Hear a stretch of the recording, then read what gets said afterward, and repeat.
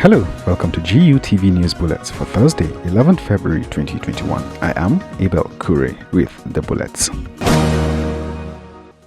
A whistleblower at the Federal High Court Abuja who wishes to remain anonymous has revealed that Dr. George Ubo, the chairman of George Ubo Whistleblowers Network, has written a petition seeking to transfer his ongoing case at the Federal High Court initiated by the Governor of Central Bank of Nigeria, Godwin Emefiele. According to the whistleblower, Ubo's petition is reported to be loaded with allegations of bribes Emefiele gave the retired Chief Judge Ishaq Bello and the retired DIG of Police Mike Ogbizi, who had hijacked the letter Emefiele wrote to the IGP, treated the letter himself and using the letter to prosecute Ubo, albeit the letter is nothing but a charade. Emefiele had, in response to Ubo's letter which alleges over $2.5 billion missing under Emefiele's watch at the CBN, constituted a panel at the CBN to investigate itself, then sent the investigative report to the police.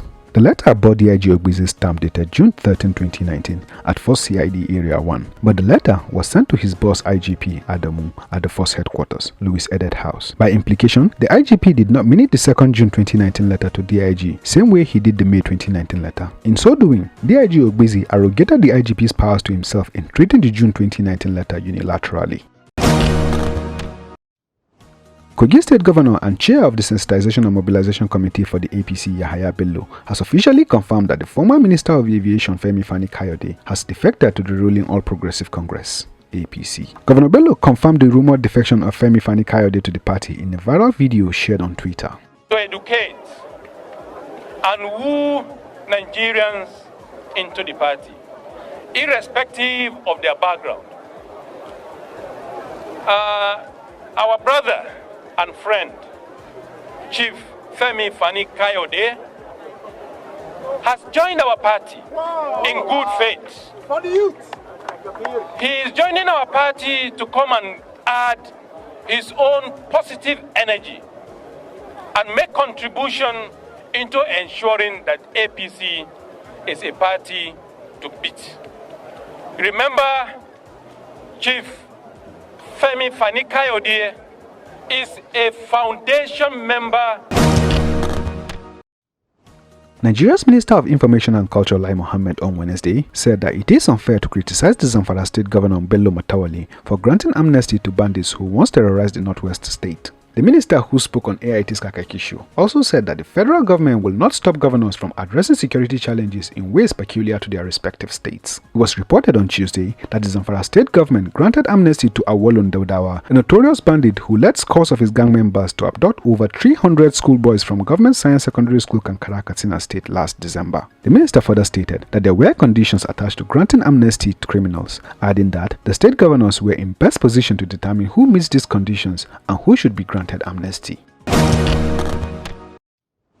The federal government of Nigeria has disagreed with the International Monetary Fund (IMF) over its recommendation that Nigeria should further devalue its naira currency, which they say is over 80% overvalued, to ease external imbalances. According to a report by Bloomberg, President Muhammadu Buhari's administration sees pressure in the foreign exchange market as due to global outflows caused by the coronavirus pandemic and believes another round of the currency devaluation would add to double-digit inflation. The present administration has resisted increasing costs by some businesses and state governors who have been negatively impacted by the artificial overvalued naira to allow a flexible and liberalized exchange rate. The IMF mission chief to Nigeria, Yasmin Rahman, said in an interview that the recommendation is a gradual but clear and multi-step exchange rate reform so that everybody knows where Nigeria is going, which is often more important than what you do in terms of devaluation.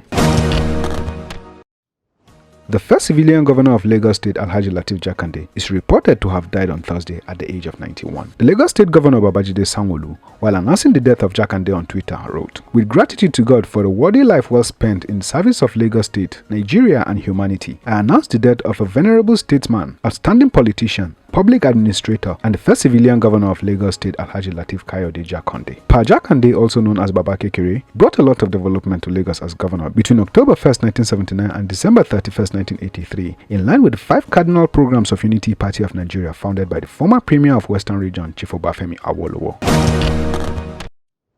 The president of African Development Bank, Dr. Akinwumi Adesina, had said that fair access to COVID-19 vaccines for Africans as well as debt relief would help to drive African economies to the path of faster recovery from the pandemic. Adesina stated this while speaking at a virtual meeting held in his honor as the outgoing African of the Year of African Leadership magazine ALM. According to Adesina, to recover fast, Africa will need significant debt forgiveness from bilateral and official creditors, while stating that, "I'm very positive that African economies will bounce back over the next 2 years. But the speed of recovery will depend on ensuring that Africa gets enough vaccines for its population. The world must not shortchange Africa on access to vaccines."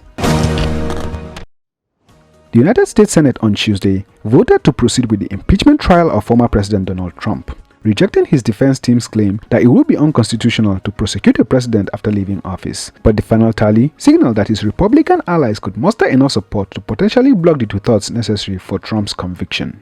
The 56-44 vote, with 6 Republicans joining all 50 Democrats, paved way for the Democrats trying the case to formally open their arguments on Wednesday afternoon as they seek to prove that Mr. Trump incited an insurrection by encouraging supporters who stormed the Capitol last month and disrupted the counting of Electoral College votes. Mr. Trump's lawyers condemned the violence but rejected the suggestion that the former president was responsible for it. They maintained that the Constitution did not permit an impeachment trial of a former president because it was meant to lead to removal, and Mr. Trump is no longer in office. If he committed a crime, they said, he could be prosecuted criminally. Even though Mr. Trump can no longer be removed from office, conviction will stand as a statement of non-acceptance for history and permit senators to bar him from running for federal office again.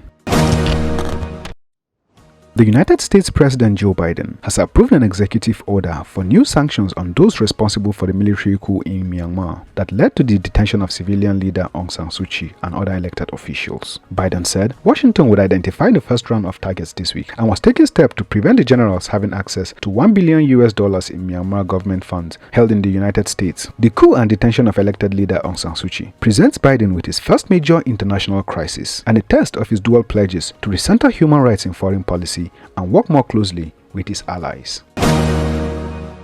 Got it off Buffon! Oh! Just minutes after he hit the crossbar. And now to sports news. The president of Tokyo Olympics Organizing Committee, Yoshiro Mori, is set to step down after a sexist remark he made about women were leaked to Japanese media last week. Mori had in a meeting of the Olympics Board of Trustees last week stated that board meetings with lots of women take longer because women are competitive. If one member raises their hand to speak, others might think they need to talk too. If you want to increase female board membership, you would be in trouble unless you put time limits in place. Speaking at a news conference the next day, the 83-year-old former Japanese Prime Minister confirmed that he made the remark behind closed doors and said he was sorry for doing so. Mori, who is the head of the organizing committee for the games, had previously said he was not considering stepping down, but that continued public outrage appears to have forced him to consider resigning.